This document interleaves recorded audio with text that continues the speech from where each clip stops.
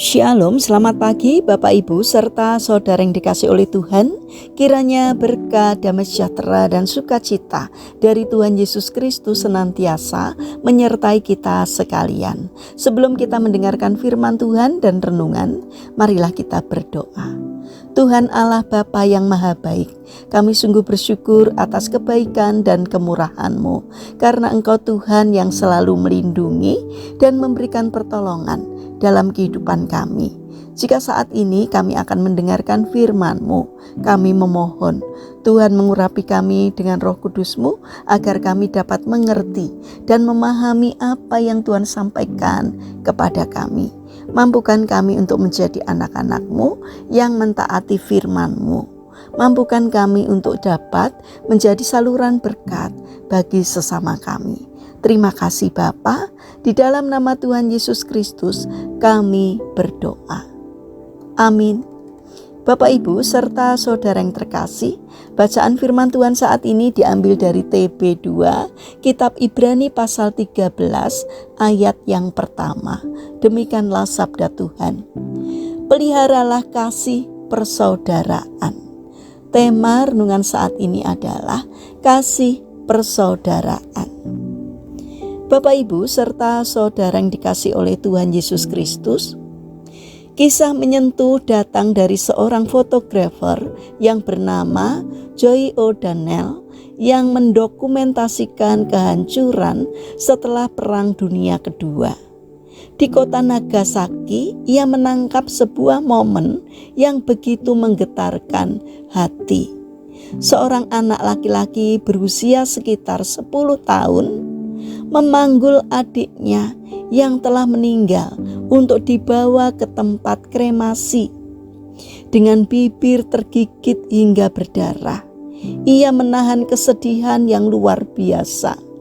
Ia berdiri tegak tanpa air mata saat tubuh adiknya dibakar, lalu berjalan pergi dengan diam. Peristiwa ini kemudian diangkat dalam film dokumenter yang berjudul The Standing Boy of Nagasaki. Hingga kini identitas anak tersebut tidak pernah diketahui. Namun tindakannya telah menjadi simbol yang kuat tentang kasih persaudaraan, kasih yang tidak menyerah, tidak mengeluh, dan tetap setia sampai akhir. Bayangkan betapa berat beban yang ia pikul, bukan hanya secara fisik, tetapi juga secara emosional. Ia bisa saja meninggalkan adiknya di jalan atau menyerah di tengah perjalanan. Namun ia memilih untuk tetap memikulnya sampai tujuan.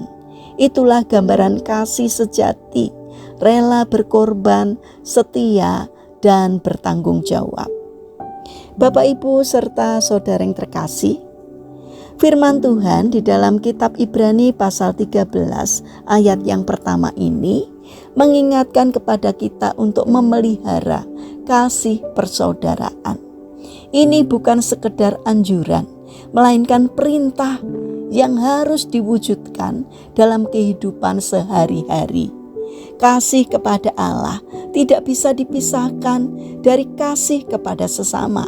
Seperti yang tertulis, barang siapa tidak mengasihi saudaranya yang dilihatnya, tidak mungkin mengasihi Allah yang tidak dilihatnya. Namun realitanya, banyak hubungan persaudaraan yang retak. Perselisihan, ego, iri hati, bahkan masalah harta dapat merusak ikatan yang seharusnya dijaga. Tidak jarang kita menemukan saudara kandung yang saling menjauh, tidak bertegur sapa, bahkan hidup seolah tidak saling mengenal. Ironisnya, di saat yang sama kita tetap merasa sudah hidup benar karena rajin beribadah. Bapak Ibu serta saudara yang terkasih, renungan ini mengajak kepada kita untuk melihat kembali hati kita. Apakah kita sungguh mengasihi atau hanya menjalankan rutinitas rohani tanpa makna? Kasih yang sejati tidak hanya diucapkan, tetapi diwujudkan dalam tindakan nyata. Mengampuni, memahami, dan tetap peduli meski disakiti. Tuhan Yesus telah memberikan teladan kasih yang sempurna. Ia mengasihi kita terlebih dahulu, bahkan sampai mengorbankan dirinya. Oleh karena itu, kita pun dipanggil untuk mengasihi sesama dengan kasih yang sama, kasih yang rela memikul, bukan meninggalkan. Bapak, Ibu, serta saudara yang terkasih, hari ini kita diajak, marilah kita belajar untuk memulihkan hubungan yang mungkin rusak. Jangan biarkan ego menghalangi kasih. Seperti anak kecil di Nagasaki itu, marilah kita setia memikul kasih persaudaraan sampai akhir. Mari kita berdoa. Tuhan Yesus yang Maha Baik, ajarlah kami untuk sungguh-sungguh mengasihi, bukan hanya dengan kata-kata, tetapi dengan tindakan. Ampuni kami jika kami sering mengabaikan kasih persaudaraan. Lembutkan hati kami untuk mengampuni dan memulihkan hubungan. Bapa yang Maha Baik, saat ini kami berdoa untuk pemerintahan bangsa dan negara kami. Berikanlah hikmat kebijaksanaan kepada para pemimpin bangsa kami, agar di dalam menjalankan tugasnya seturut dengan pimpinan Tuhan. Berikan hati yang melayani masyarakat. Saat ini kami berdoa bagi mereka yang mengalami kesulitan hidup. Kiranya Tuhan berbelas kasih untuk menolong dan memberkati, sehingga mereka tetap merasakan penyertaan dan pertolongan Tuhan. Bagi mereka yang terbaring sakit atau lemah fisik, kami memohon kiranya Tuhan berkenan memberkati setiap upaya yang dilakukan. Kiranya Tuhan berkenan untuk hadir dan menyembuhkannya.